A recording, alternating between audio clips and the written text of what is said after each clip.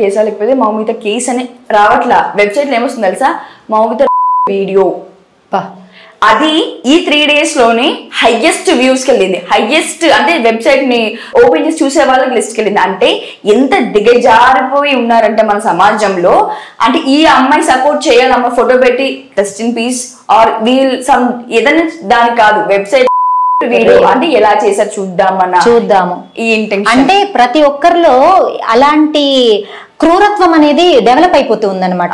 అసలు నువ్వు అన్నట్టు స్కూల్స్ లో కావచ్చు, కాలేజెస్ లో కావచ్చు, లేదంటే ఇంట్లోనే కావచ్చు, తండ్రి దగ్గర కూడా స్వాతంత్రం లేకుండా తండ్రి చేశాడు. నంద్యాలలో ఇష్యూ తీసుకుంటే 9th క్లాస్ అబ్బాయి 5th క్లాస్ అమ్మాయిని వాళ్ళకి ఆ ఏజ్ లో ఎలా తెలుస్తోంది అసలు అంటే ఏంటి అని తెలుసుకునే ఏజ్ అది. 5-6 years ముందుట కూడా ఈ అంటే కూడా సరిగ్గా ఆ పేరు అర్థం తెలిసేది కాదు పిల్లలకి. ఇప్పుడు 4th నుంచే అసలు 4th కాదమ్మా, చిన్న చిన్న పిల్లలు కూడా ఎందుకు ఈ మొబైల్స్ లో అశ్లీల వీడియోలు వెబ్సైట్లు ఎక్కువైపోయాయి ఓవర్ గా. అవి బాగా మేడం యాడ్స్. ఇప్పుడు పిల్లల బొమ్మలు కూడా మధ్యలో ఈ యాడ్స్ రావడం వాళ్ళకి అట్రాక్ట్ అయిపోతుంది. అది తెలియదు. చాలా మందికి చదువుకున్న వాళ్ళు ఉంటారు, చదువుకోని వాళ్ళు ఉంటారు, మొబైల్ అందరూ యూజ్ చేస్తారు. దాన్ని ఎలా స్కిప్ చేయాలో తెలియదు. అప్పుడు ఏమవుతుంది, వాళ్ళు పొరపాటున దాని మీద స్కిప్ చేయడానికి కొట్టినా కూడా టచ్ అయిపోతుంటుంది, ఆ వెబ్సైట్ లోకి వెళ్ళిపోతుంటుంది. ఒకసారి చూసిన వాళ్ళు అయ్యో ఇదేదో ఇంట్రెస్టింగ్ గా ఉంది, ఇదేంటి ఇలా ఉంది, ఇది ఎందుకు ఇలా ఉంది, అలా చూసి కూడా దానికి బానిసలు అయిపోతున్నారు. ఒక మద్యానికి ఎలా అడిక్ట్ అయిపోతున్నారు, అలా ఈ అశ్లీల వీడియోస్ కూడా చాలా మంది అడిక్ట్ అయిపోతున్నారు. ఇప్పుడు మౌమిత కేసులో కూడా ఆ సంజయ్ రాయ్ మొబైల్ తీసుకున్న పోలీసులకి మొత్తం అశ్లీల వీడియోలే ఉన్నాయి. అది కూడా వాడు ఎలాంటి వీడియోలు చూసేవాడంటే తెలుసా, క్రూరంగా బాధ పెట్టి చేసే వీడియోలే వాడి దగ్గర ఉన్నాయి. అంటే వాడి మనస్తత్వమే అలాంటిది. వాడు 4 భార్యలు చేసుకున్నాడు. ఏమంటారు మేడం, ఆయన కంటే సైకలాజికల్ గా కొంచెం డిస్టర్బ్డ్ గా ఉన్నాడంట. డిస్టర్బ్డ్ గా ఉంటే పొద్దున్న నేను ఒక పేపర్ చదివాను, ఆ పేపర్ లో నేను చూసాను ఆయన డిస్టర్బ్డ్ గా ఉన్నారు. ఆయనకి ఏదో సైకలాజికల్ గా ట్రైనింగ్ లేకపోతే ఏదో దాని కోర్సు పంపించాలంట. అంటే కోర్సు పంపించాలి. అక్కడ ఇప్పుడు గల్ఫ్ కంట్రీలలో ఎలా ఉంటుంది, ఎలాంటి సంఘటనలు జరిగితే స్పాట్ లో చేస్తారు, ఇంకొకరికి భయం రావాలి. మన భారతదేశంలో మన దౌర్భాగ్యం ఏంటి అంటే రాదు, ఎప్పుడు జరిగిందో అప్పుడు వెంటనే దానికి సొల్యూషన్ ఉండదు. ఒకవేళ సొల్యూషన్ దొరికినా కూడా అది ఎలాంటి సొల్యూషన్ అయి ఉంటుంది తెలుసా, వాళ్ళని కూర్చోబెట్టి జైళ్ళలో చక్కగా భోజనాలు పెట్టి మేపి ఎప్పుడుకో శిక్ష వేస్తారు.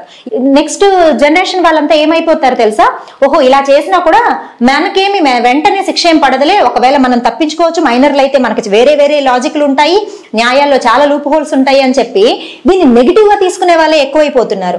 వెంటనే శిక్ష అమలు జరగాలి, అది కూడా శిక్షలు చాలా కఠినంగా ఉండాలి. వెంటనే మానవ హక్కుల సంఘాలు వచ్చేస్తాయి అన్నమాట. మానవ హక్కుల సంఘాలకి అక్కడ అమ్మాయికి జరిగింది అన్యాయం అని తెలియట్లేదా? ఎగ్జాక్ట్లీ. అలాంటి ఆడపిల్లలే మళ్ళీ బలి అవుతారు మనం వెంటనే న్యాయం చేయకపోతే అని తెలియట్లేదా? ఒక సింహం వచ్చిందమ్మా, అడవిలో నుంచి ఊర్లోకి పడిపోతుంది, సింహం పడిపోతుంది, అప్పుడు ఏం చేస్తారు? అయ్యో దాన్ని మెత్తగా బోన్లోకి తీసుకుపోతామా అంటారు. 4-5 మందిని చంపేసిన సింహాన్ని ఏం చేస్తారు, దాన్ని హిట్ చేసైనా సరే 10 మంది ప్రాణాలు కాపాడాలి. అలాంటి క్రూర మొగం వాడు.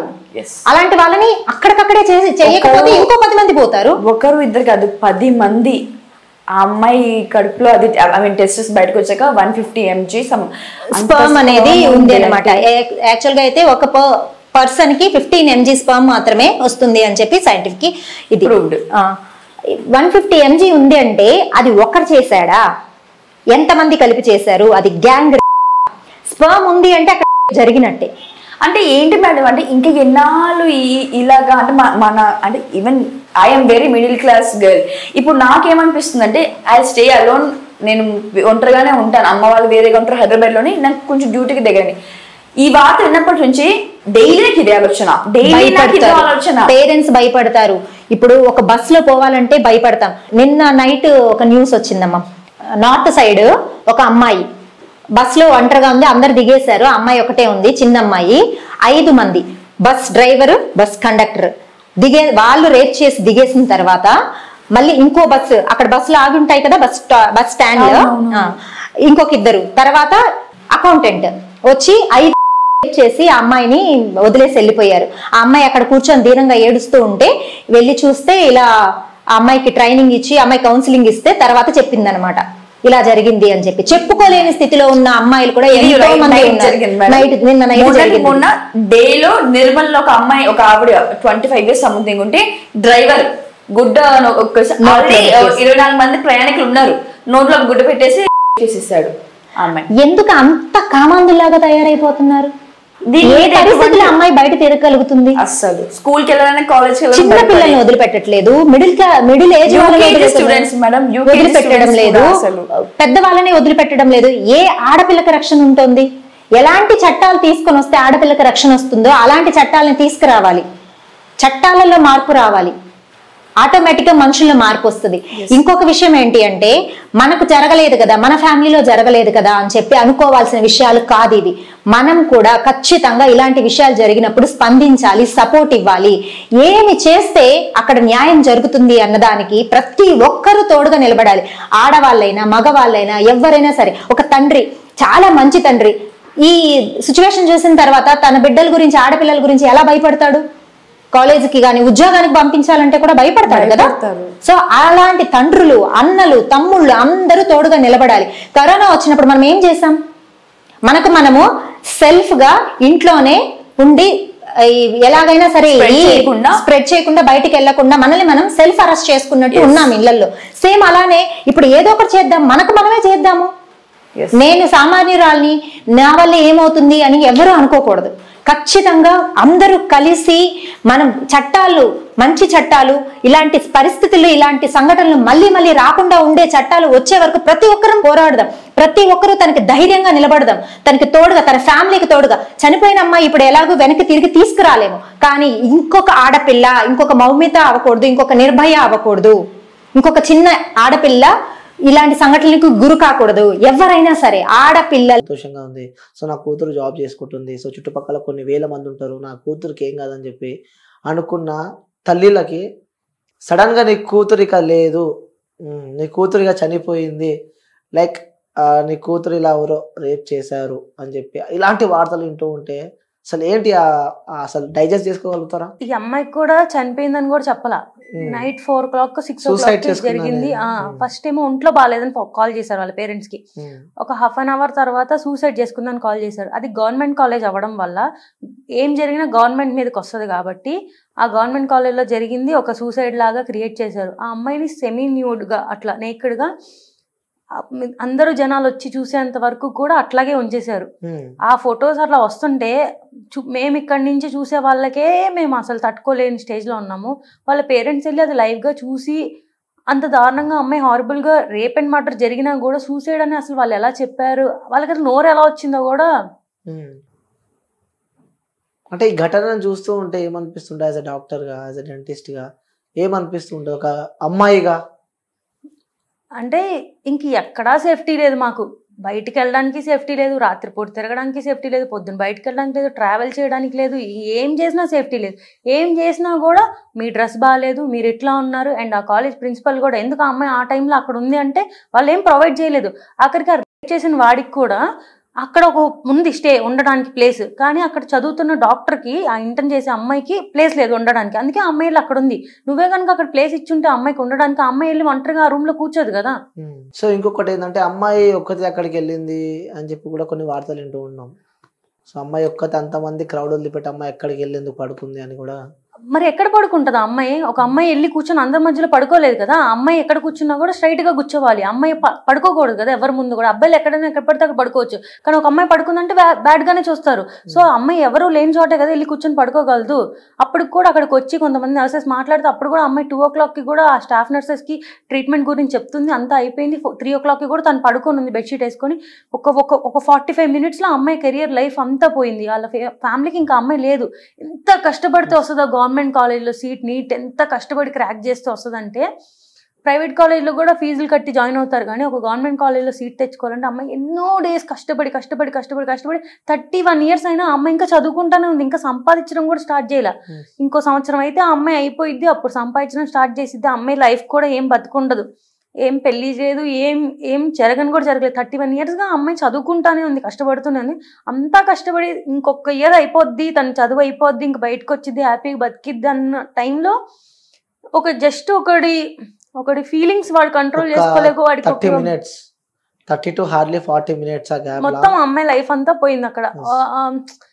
నేను నా ఫ్రెండ్స్ కి అందరికి ఫోన్ చేసి ఇలా జరిగిందంట. వాళ్ళందరూ కూడా ఎవరు చదువుకొని కూడా చదువుకోలేకపోతుంది. నా ఫ్రెండ్ ఎంబీబీఎస్ ఎగ్జామ్ కి చదువుకుంటుంది. ఏం జరిగింది ఇట్లా అంటే నేను చదవని కూడా చదవలేకపో అందరూ మేమంతా కోరిలేట్ చేసుకుంటున్నాం దానికి. అండ్ ఏంటంటే నేను నిన్న దీనికి చాలా డిప్రెషన్కి వెళ్ళిపోయాను నిన్న దీని వల్ల. నిన్న నేను ఒక వీడియో చేస్తే దాని కింద కామెంట్స్ కూడా మీకు మాట్లాడే అర్హత లేదు, మీరు వీడియోలు చేయడం వల్ల ఇలా చేస్తారు, మీరు చూడడం సరిగ్గా చూస్తే ఇలా ఉండదు కదా. సరే మేము వీడియో చేసిన ఇట్లా అమ్మాయి అలా చేయలేదు కదా, మరి ఆ అమ్మాయికి జరిగింది ఏంటి? ఇది మీరు మిగతా అందరికి జరుగుతుంది, అప్పుడు ఎవరు మాట్లాడలే ఇప్పుడు వచ్చి మాట్లాడచ్చు అంటే ఇది ఇది ఇది కంప్లీట్ గా రేపు మాకే జరగచ్చు. మేమే ఒక డ్యూటీలో ఉన్నప్పుడు మాకే జరగచ్చు. ఎన్నోసార్లు మేము అలా సెమినార్ రూమ్ లో కూర్చున్న రోజులు ఉన్నాయి. అది రేపు మాకే జరగచ్చు. అలా మేము అంత దగ్గరగా మాతో పాటు ఉన్న సిస్టర్ లాగే కదా అమ్మాయి మాతో పాటు ఉన్న డాక్టర్ అంటే మీలో ఒకరు అన్నట్టు అంతలాగా మేము కోరిలేట్ చేసుకుంటున్నప్పుడు అది కూడా ఎంత హారిబుల్ గా అమ్మాయి పెల్విక్ బోన్స్ ని విరక్కొట్టేసి ఒక బోన్ ని విరక్కొట్టాలంటే ఎంత స్ట్రెంగ్త్ కావాలంటే అది కూడా బాడీలో ఉన్న స్ట్రాంగ్ బోన్స్ పెల్విక్ బోన్స్, ఆ పెల్విక్ బోన్స్ రెండింటిని విరక్కొట్టేసి 2 కాళ్ళని 90 degrees లో ఇలా పెట్టారంటే అమ్మాయి ఎంత హారిబుల్ పెయిన్. అండ్ ఐస్ లోకి గ్లాసెస్, వెజైనాలోకి గ్లాసెస్ అండ్ ఫుల్ బ్లీడింగ్. ఎంత కష్టపడింది ఆ అమ్మాయి సర్వైవ్ అవ్వడానికి. ఆ జస్ట్ ఆ సీన్స్ ని అండ్ ఆ అమ్మాయికి జరిగిన ఇంజ్యూరీస్ ని, ఆ పోస్ట్ మార్టం రిపోర్ట్ ని, ఆ ఫొటోస్ ని చూస్తుంటే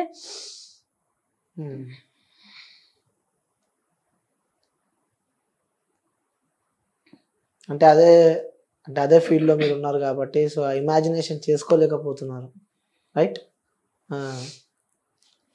సరే, ఇది పక్కన పెడితే సో మీరు ఇప్పుడే చెప్పారు ఇన్స్టాగ్రామ్ లో మీరు ఒక రీల్ అప్లోడ్ చేశారు అని చెప్పి, దాని కింద కామెంట్స్ కూడా చాలా నెగిటివ్ వచ్చినాయి మీకు. నువ్వు పాజిటివ్ గా వీడియో చేసినా నెగటివ్ కామెంట్స్ అందరు అబ్బాయిలు చేశారని అసలు ఎవ్వరూ చెప్పరు. Not all men but men. అబ్బాయిలే కదా చేస్తుంది కానీ అందరూ కాదు. 80% చాలా పాజిటివ్ గా రెస్పాండ్ అయ్యారు. అండ్ ఆ నెగిటివ్ కమెంట్స్ కూడా ఒక ఆయన నాకు అది చూసి మీరు ఆ నెగిటివ్ కమెంట్స్ వాళ్ళు ఇలాగే పెడతారండి, మీరు దానికి అఫెండ్ అవ్వకండి, మీరు ఖచ్చితంగా సపోర్ట్ చేయండి, బయటకు వచ్చి మాట్లాడండి అని చెప్పే వాళ్ళు చాలా మంది ఉన్నారు. ఆ కాలేజ్ లో తనతో పాటు చదువుకున్న అబ్బాయిలందరూ సపోర్ట్ చేసే వాళ్ళు చాలా మంది ఉన్నారు. బట్ మెన్నే కదా చేస్తుంది at the end of the day. Okay, so నిజంగానే స్వాతంత్రం వచ్చిందా అంటే మీరు ఏమంటారు? అసలు నాకైతే ఎప్పుడు అనిపించలేదండి వచ్చిందని. ఎందుకంటే నేను ఇప్పుడు జాబ్ చేయడానికి హైదరాబాద్ వచ్చి కూడా మమ్మీ నాతో పాటు ఇక్కడే ఉంటుంది, మా డాడీ సింగిల్ గా ఉంటున్నారు విజయవాడలో. ఎందుకంటే భయం, ఇక్కడ ఎవరు తెలియదు, ఎవరేం చేస్తారో ఏ టైం చేస్తారో తెలీదు. ఎంత నమ్మినా వాళ్ళు అబ్బాయిలే కదా at the end of the day వాడు ఏ రోజు ఎట్లా మారిపోతాడో తెలీదు. ఇంత మృగంలాగా వాడు ట్రీట్ చేశాడు. అసలు ఎక్కడ అంత ఫ్రీడమ్ అంత ఇండిపెండెన్స్ వస్తే మా పేరెంట్స్ వచ్చి నాతో పాటు ఉండి వర్క్ తీసుకెళ్లాల్సినంత అవసరం లేదు.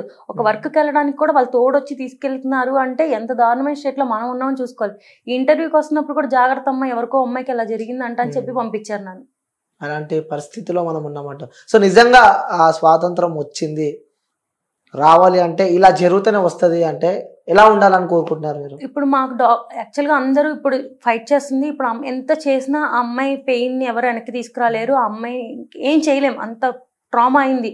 అట్లీస్ట్ తను ఇంత కష్టపడి ఇలా జరిగినందుకైనా కూడా ఇప్పటికైనా ఒక యాక్ట్ తీసుకురావాలి డాక్టర్స్ కోసం.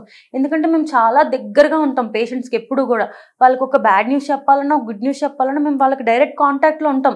వాళ్ళు ఎలా రియాక్ట్ అవుతారో తెలీదు ఇంత ఈజీగా. నిన్న మొన్న కూడా చెన్నైలో, కోయంబత్తూరులో కూడా ఒక డాక్టర్ మీద నేకెడ్ గా వచ్చేసి వాడు రేప్ చేస్తానని మొలెస్టేషన్ చేశాడు. అండ్ నిన్న ఈ ఇన్సిడెంట్ జరిగింది కదా, ఈ ఇన్సిడెంట్ కి ప్రొటెస్ట్ చేయడానికి వెళ్ళిన ఒక అమ్మాయి రిటర్న్ అవుతుంటే తన హోమ్ కి తనని చేశారు. ఈ ఇన్సిడెంట్ కి సపోర్ట్ చేయడానికి వెళ్ళిన అమ్మాయిని. ఇంకా అసలు ఎక్కడికి పంపిస్తారు అమ్మాయిల్ని? అమ్మాయిలంటే మీరు ఎట్లా, ఇదే అబ్బాయి జిమ్కి వెళ్తే జిమ్ లో షర్ట్ తీసేసి కండలు చూపించి ఫొటోస్ పెట్టుకోవచ్చు, తను బీచ్ లో మంచిగా రీల్స్ చేయొచ్చు. కానీ అమ్మాయి ఏమీ చేయకూడదు. అమ్మాయి అంటేనే ఇంక ఇట్లాగే ఉండాలి. ఇలా ఉండకపోతే మేము చేస్తాం. అలా మీరు ఇలా ఉన్నారు కాబట్టి మీరు చేస్తాం అంటే ఇప్పుడు మాకు నచ్చినట్టు మేము ఉంటే మీరు చేసేస్తాం. అంటే అబ్బాయిలని రెచ్చగొట్టేదే అమ్మాయిలు అని అంటున్నారు. అంటే వాళ్ళు కరెక్ట్ రెడీ అయ్యి కరెక్ట్ ఉంటే ఎందుకు చేస్తారు, ఫీలింగ్స్ ఎందుకు వస్తాయి అని చెప్పి కూడా కొంతమంది అంటూ ఉన్నారు. మీకు తెలుసా అబ్బాయిల కన్నా అమ్మాయిలకి ఎక్కువ ఫీలింగ్స్ ఉంటాయి. యాజ్ ఆఫ్ సైంటిఫిక్ రీసెర్చ్ అబ్బాయిలకి ఒక 20% ఫీలింగ్స్ ఉంటాయి, అమ్మాయిలకి 50% ఫీలింగ్స్ ఉంటాయి. వాళ్ళు ఎవరు ఇట్లా చేయట్లేదు కదా. ఇంకా మీరు సెమీ నేకెడ్ గా బయట తిరుగుతారు, షార్ట్స్ వేసుకొని తిరుగుతారు, అలా అమ్మాయిలు చేయకూడదు. అంటే మీకు మాత్రమే సమ్మరు, మీకు మాత్రమే గాలాడదు, వాళ్ళకి మాత్రం ఆ రోజు కూడా బుర్కా వేసుకొని తిరగాలి. ఏం చెప్తారు మరి అలా అనుకున్న వాళ్ళకి ఏం చెప్తారు మీరు? అంటే మీరు ఇట్లా ఉండండి, మీరు చున్నీ వేసుకొని తిరగండి, మీరు బయటకు వెళ్ళొద్దు నైట్ పూట, మీరు అబ్బాయిలు ఇలాగే ఉంటారు, వాళ్ళు ఇలాగే చూస్తారుగా అని అమ్మాయిలకి చెప్తూ ఉంటారు కదా. అలా సేమ్ పేరెంట్స్ అబ్బాయిలకు కూడా చెప్పాలి. అమ్మాయిలు అన్నాక అలా బట్టలు వేసుకుంటారు, అమ్మాయిలు అన్నాక బయట తిరుగుతారు, వాళ్ళు మనుషులే, మీతో పాటు పుట్టిన ఆపోజిట్ జెండర్ అంతే. సో మీరు అందరూ కూడా వాళ్ళు మీ మదర్ని ఎట్లా చూస్తున్నారో అట్లాగే మీరు చూడండి. చిన్నప్పటి నుంచి పెంచి పెడితే అప్పుడు వాళ్ళు అలా చూడడం మానేస్తారు. వాళ్ళు ఎప్పుడైతే అలా చూడడం మానేస్తారో సొసైటీ అంతా బాగుపడింది. ఓకే, సో నిజంగా Sun celebrating 20 years of excellence in education. Come join us.